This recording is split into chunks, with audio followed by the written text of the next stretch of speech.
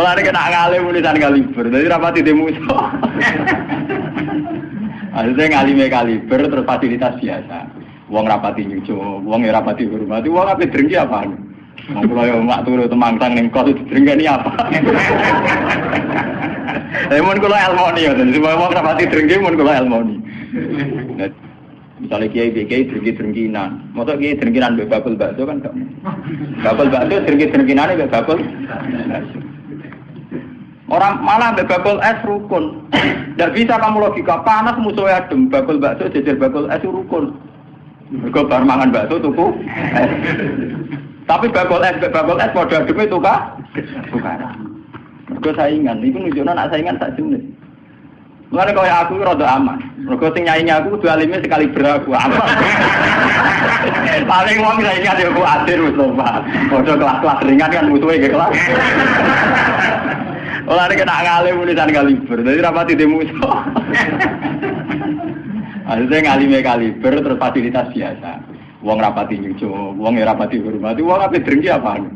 Wong kula yo mak turu temangsang ning kos drengkeni apa? Mun kula elmoni yo, supaya wong rapati drengki mun kula elmoni. Dadi ngalime kaliber fasilitas biasa. Wah aman. Kok iki? Aman, itu istihad. Jadi untuk menjaga keamanan. Ngalime ra kaliber nek dadi wong nyucup wong dobar, itu mesti wong mencep lah. Alim sepi, kok wong dobar wis gegere gak karuan. Niku termasuk strategi ngadepi napa prahara. Artinya sakit ilmu nih, sebenarnya secara ijtihad itu bisa napa? Bisa den. Lalu kulon biasa mama-mama teng kula mriko nggih umbal anak kula. Enggak, nggih biasa ana mobil direm, Gus monggo bareng kula. Kak, lagi benefit. Kula betul mobil, nah oleh omah muter pirang-pirang. Jadi Imam Bukhari di juz terakhir di juz 4 itu nerangno kitabul fitan ya, nerangno fitnah-fitnah atau prahara-prahara sing ape dialami tiang-tiang atau generasi sausi Nabi la yaumil qiyamah. Ini makna tenan. Jadi kitab Bukhari kalau bolak-balik matur, kitab Bukhari itu ashahul kutub ba'dal Quran. Jadi kitab yang sahih setelah Quran itu menurut jamaahirul ulama, menurut mayoritas ulama sedunia ini Bukhari, kemudian nomor 2 Muslim. Itu dikarang dengan sanad yang otentik. Yaitu kayak yang ini haddatsana Ali siapa sampai dari Imam Bukhari sampai Rasulullah dikarang secara otentik ya, secara sanad ya, secara mata rantai yang solid ya, tidak al-qila wal qaul, tidak jari-jari. Ini kalau terang. Nabi zaman Sugeng di akhir hayatnya itu sering ngendikan tentang al-fitan, tentang tragedi utawi prahara. Itu banyak riwayat yang bahkan Nabi itu pernah ngendikan saya dan kejayaan Islam itu hanya berumur 36 tahun. Itu sampai menghitung periode 36 tahun. Juga banyak riwayat yang bahkan secara detail saya mencium turba, di mana nanti cucuku terbunuh di situ. Apa kamu gelisah Muhammad? Iya. Kata Jibril, jika kamu mau, saya tunjukkan di tanah mana nanti cucumu akan dibantai. Itu riwayat jauh sebelum Said Husain dibantai di Karbala. Termasuk riwayat-riwayat yang se-ekstrim ini. Jadi ini terus mengaji kalau sing wingi bahwa nanti pada akhirnya sing mlebu neraka iku ora wong dolim tok, termasuk kita-kita sing saleh. Jadi wis sempat meh ke swarga. Wong pontok haudun Nabi berarti mendekati napa? Swarga. Bahkan bagian riwayat haudun Nabi itu fil jannah. Makanya kalau wingi cerita, niki amun salah paham tuh. Orang Khawarij itu saleh-saleh wong. Justru karena kesalehannya itu melahirkan tragedi dalam Islam. Karena salehnya itu kemudian mengharamkan barang yang mubah, mewajibkan barang yang sebetulnya hanya sunnah. Penyakit wong saleh mesti begitu. Ane jajal awet ke itikaf ning masjid seminggu, saleh seminggu. Enggak metu perpal perempuan wong jagongan ning omah. Kok ora eling pengen. Padahal eling pangeran iso ning omah iso ning dalan. Cuma dekne selerane kan ilinge ning masjid. Wong itikaf seminggu kok gegere Kak. Enggak kalah. Engko kowe seneng pengajian ya ngono. Wong kene ora seneng ngaji sing teko kok wong 5. Iku gelem dijak apik ta ora? Padahal ning omah ngurmat anake ya apik. Paham ya? Ning pasar dagang ngurmat anak putu ya. Cuma ABM kan kiai jadi pelepak-pelepok ning masjid. Tapi gara-gara pelepak-pelepok ning masjid seminggu gegere setengah. Terus menfonis orang lain. Wah kata. Jadi sebentuk kesalehan itu pasti melahirkan tragedi. Itu tadi, kamu iktikaf di masjid seminggu saja. Kamu akan janggal sama orang-orang yang berkeliaran di jalan-jalan. Hanya kamu anggap tidak sebaik kamu. Apa nikmat Tuhan kalau di jalan-jalan terus? Kamu nyai di satu daerah yang ngaji 10, 20. Nanti kamu kecewa. Orang sini gak seneng ngaji, gak seneng kebenaran, gak seneng kebaikan. Padahal orang yang di rumah mungkin ngerawat anaknya juga ibadah. Gitu kan? Rawat keluarganya juga ibadah. Hanya karena dia tidak ngaji sama kamu anggap tidak ibadah. Padahal di rumah juga ibadah dia. Nah ini orang Khawarij dengan background kayak itu paling mudah begitu.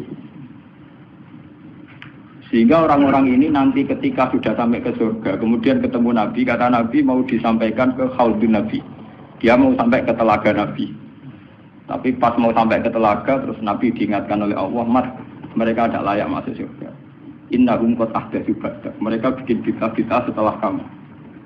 Tapi itu umatku ya Allah, saya kenal mereka, mereka kenal saya. Ya, tapi sukon itu harus dijauhkan dari surga. Dan ini kalau cerita, kenapa kesalehan melahirkan tragedi? Ini kalau cerita. Dalam semua sejarah dunia, selalu tragedi itu dimulai dari kesalehan. Ya, mun beno sing terlambat ben sampean ngaji sing. Semua tragedi dunia itu dimulai dari kesalehan. Paling enggak klaim kesalehan. Ya, paling enggak klaim apa? Kesalehan. Karena semua sebentuk kesalehan atas nama agama tentu langsung dikaitkan dengan Allah. Bertautan dengan hukum Allah. Kalau sudah kamu yakin itu hukum Allah, tentu kamu dengan mudah akan menghukumi kafir siapa saja yang menentang. Karena kamu anggap melecehkan hukum Allah. Akhir dari itu tentu kamu akan tahlil dam. Nak ngono wong iku halal darah. Ini rungokno tenan. Karena setiap pelanggaran atas nama agama tentu dianggap melanggar hukum Allah. Jika orang yang mengklaim demikian kan mudah mengkafirkan orang lain karena dianggap wani pengerang. Paham ya? Nah, kalau sudah menvonis orang lain berani Tuhan, tentu darahnya dihalalkan. Kayak kasus kaum Khawarij. Sebetulnya saat Ali Muawiyah itu melakukan konflik atau terjadi konflik, saling bunuh, saling perang, kelompoknya Ali Muawiyah saling serang, itu kan tragedi duniawi biasa. Dalam hidup pasti ada gejolak, ada demonstrasi, ya, ada perebutan kekuasaan. Sebetulnya itu kan fenomena sosial biasa. Misalnya kiai drengki-drengkinan, masa kiai drengkinan babel bakso kan gak? Babel bakso drengki-drengkinannya babel. Orang malah babel es rukun. Tidak bisa kamu logika panas musuhnya adem, babel bakso jejer babel es rukun. Mereka bar mangan bakso tuku. Tapi babel es pada adem itu kah? Bukan. Mereka saingan, itu nunjukkan anak saingan tak jenis. Mulane kaya aku rada aman. Mergo sing nyaingi aku kudu alime sekali beraku aman. Paling wong saiki ade aku adir wis lompat. Padha kelas-kelas ringan kan musuhe nggih kelas. Ora nek nak ngalim tulisan kaliber. Dadi rapati de musuh. Akhirnya ngalime kaliber terus fasilitas biasa. Wong rapati nyucuk, wong ora rapati hormati, wong ape drengki apaan? Wong kula yo mak turu temangsang ning kos drengkeni apa? Mun kula elmoni ya, jadi semua wong rapati drengki mun kula elmoni. Dadi ngalime kaliber fasilitas biasa. Wah aman. Kok kayak gitu. Aman, itu istihad. Jadi untuk menjaga keamanan. Ngalime ra kaliber nek dadi wong nyucup wong dobar, itu mesti wong mencet lah. Alim sepi kok wong dobar wis gegere gak karuan.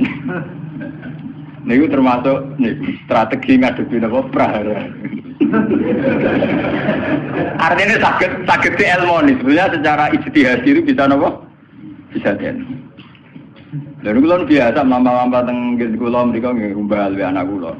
Enggak, nggih biasa ana mobil direm kes monggo bareng kula. Kak, lagi ben bis. Kula betul mobil. Nah, ono omah muter berang-birang. Nah itu memang gitu ya, karena kita trauma dengan sejarah. Ketika Khawarij meyakini Ali melahirkan sulmatan fiddin, melahirkan pencitraan agama. Salmatan fiddin, atau sulmatan fiddin itu pencitraan agama. Muawiyah juga dituduh demikian, salmatan fiddin. Akhirnya orang Khawarij lewat kelompoknya itu ada sekelompok orang yang ditugasi membunuh Ali, ditugasi membunuh Muawiyah, dan ditugasi membunuh Amr bin As di Mesir. Semua tokoh-tokoh besar Islam itu melahirkan tragedi Islam, harus dibunuh semua. Itu yang keputusan gitu tuh lewat kesalehan. Mereka orang-orang soleh, orang-orang khusyuk, senang iktikaf, senang zikir. Dia punya keputusan sing lahirno tragedi dalam Islam. Makanya kamu jangan kaget, kenapa di Irak itu banyak perang saudara, di Mesir, di Sudan, di Khartoum, di Darfur, di Somalia. Itu kalau sudah perang berani mati, karena mereka mengatasnamakan agama. Nah, kalau agama berarti merasa dia punya titah Allah, titah Tuhan. Sehingga kelompok lain ya orang Sunni bantai Syiah, Syiah Ahmadi Sunni itu biasa. Makanya kita disyukur, kalau bolak-balik kita harus syukur sebagai bangsa Indonesia. Bangsa Indonesia di filosofi berdoluri, soalnya bergerembang-gerembang olah neng duri, orang terus ini kita syukur jadi wong Jawa. Cari rasa cocok, bisa menggrudal gitu. Misalnya rasa-rasaan kiai beda partai yang menggrudal. Bagus sekali.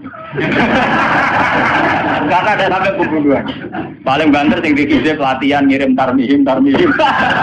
Ayo tak pikir ramanti, tak pikir foto ramanti ndak, pikir. Ya paling misalnya mati dikise yo ngelusi sithik-sithik. Orang anti mati. Paham, semenjak itu tragedi itu tidak dimulai dibunuh non-muslim, tapi dibunuh orang Islam. Semenjak peristiwa Ali Muawiyah. Dulu Umar itu matinya masih keren. Umar itu dibunuh oleh seorang Yahudi, Abu Lulu, seorang Majusi, Abu Lulu al-Majusi. Era Utsman banyak riwayat mengatakan yang membunuh itu banyak yang tidak Islam. Tapi era Ali, Muawiyah sampai Said Husain itu yang membunuh orang Islam semua. Bahkan sulahahum, orang-orang yang kategorinya wong soleh macam payah. Baik Madin gue kenal lagu ngukumi wong murtad itu biasa. Karena daftar kemurtatan dalam kitab-kitab salaf itu terlalu banyak. Sama kalau ngaji Sulam Taufik, Sulam Safina itu betapa mudah orang-orang masuk kategori nomor. Mungkin teng pondok kula rata rego ajaran. Wah ada sing kiai tanglet kula, Gus yo mboten nglebokno ajaran iki pondok jenengan. Lagi bantah aku apa takok? Nak bantah, ya bantah-bantah, nak takok tak jawab. Ini umum kula perhitung dong, itu memang resiko ada takfir. Bukan kitabnya yang salah. Kita kalau tidak punya khazanah banyak itu resiko. Jadi kalau baca kitab gitu itu harus punya khazanah yang lain yang apa? Banyak. Sehingga tidak mudah mentakfirkan orang atau memurtadkan orang. Semenjak Ali Muawiyah tragedi karena kelompok-kelompok soleh itu menvonis Ali itu murtad atau Muawiyah itu murtad. Kemudian diteruskan kalau gitu halal darahnya. Akhirnya dibunuh. Ali ya dibunuh, Muawiyah ya seringkali mengalami percobaan dibunuh. Ya kalau kan nanti cerita tengah sini, jadi Ali hasil dibunuh, yang Muawiyah sebetulnya subuh itu juga dibunuh, tapi pas itu Muawiyah meriang, yang imami itu wakilnya, sehingga yang dibunuh wakil.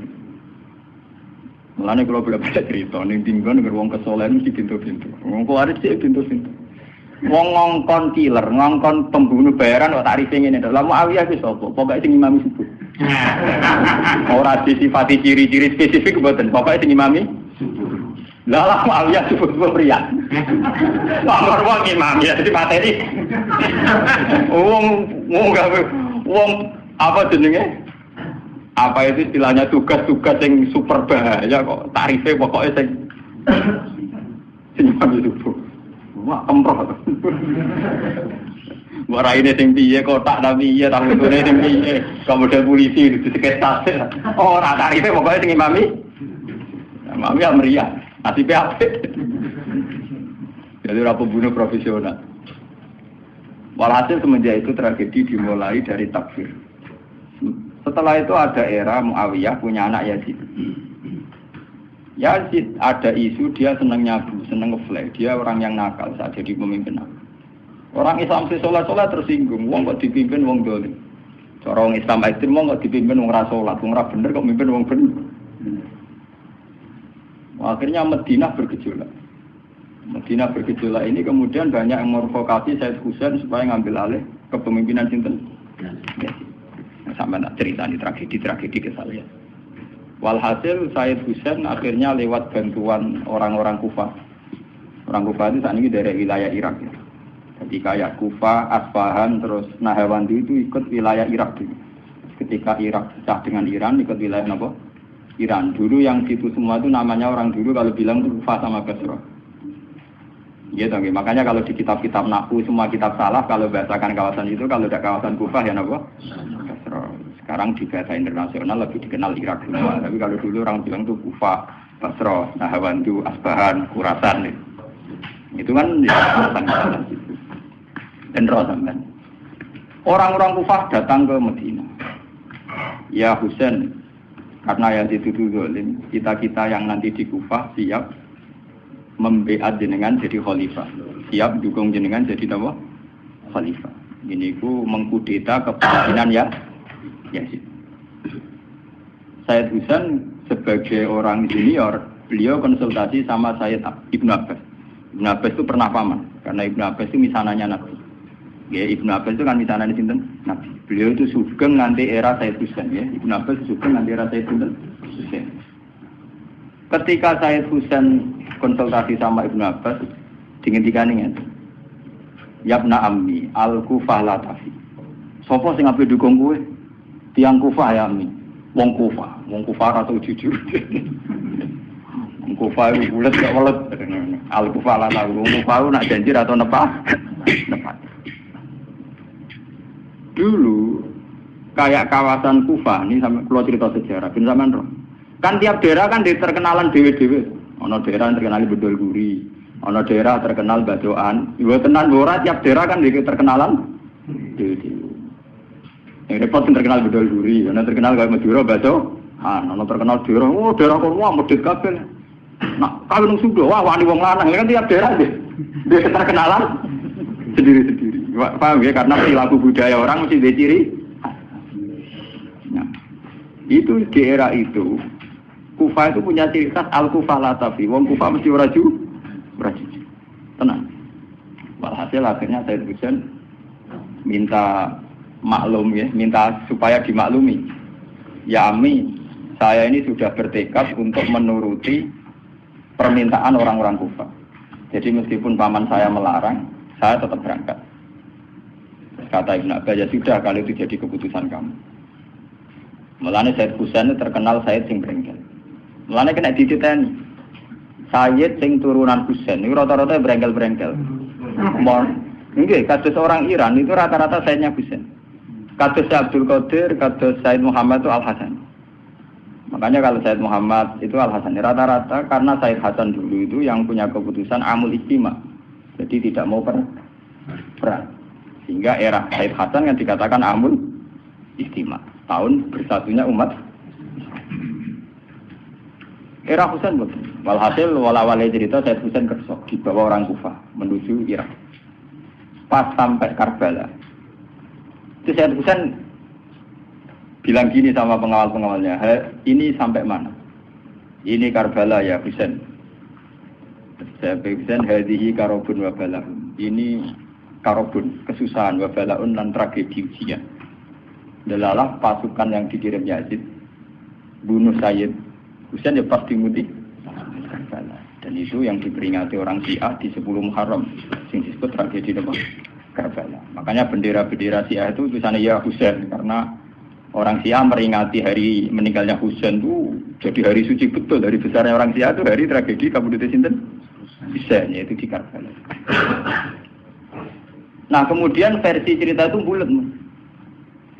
Kalau versi Sunni, karena Sunni model Kiai Indonesia, model versi Husnudzon, itu jarene ini pengawalnya Muawiyah itu tidak disuruh bunuh, disuruh konsultasi saja. Cuma mereka overacting bunuh. Sehingga dalam keyakinan Sunni bahwa Yazid itu tidak dosa-dosa amat karena tidak nyuruh nama. Tapi nak Rusia, mau nyatanya mata ini kok dikelah-kelah, mata ini ya mata. Wah semenjak itu lahirlah kelompok Syiah besar-besaran. Siapa yang berbau Yazid, berbau Umayyah harus dibunuh. Kemudian dendam ini dijilmakan menjadi kelompok besar di dunia. Ini Syiah. Nanti sama. Ini Syiah itu nak muji-muji kaya-kaya agama itu dimulai Husain. Ya. Wes ngono Husain adalah bin Ali. Jadi Nabi Muhammad idola sentrale Ali. Terus yang dianggap kesatria prajurit napa? Husain. Sehingga agama versi Syiah itu ya tiga itu. Muhammad, Husain, Ali. Karena referensi agama Syiah itu hanya ini. Ali zaman sugengnya Nabi ya terkenal pahlawan perang, terkenal kesatria perang. Husain ya kesatria perang. Sehingga orang Syiah tidak punya rujukan kecuali sejarah kesatriaan.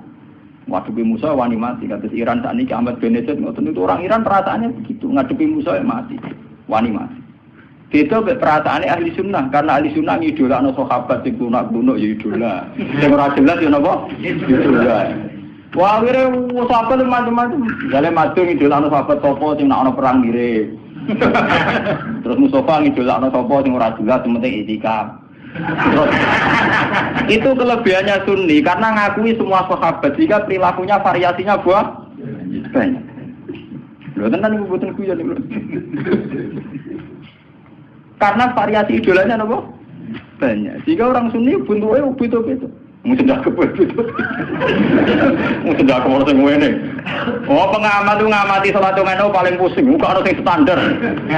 Salate Muhammadiyah, PKS, Salafim di standar. Carane ngono pusing. Dia ini terkenal alim. Allahu Akbar. Ono sing watlak, Allahu Akbar. Allah.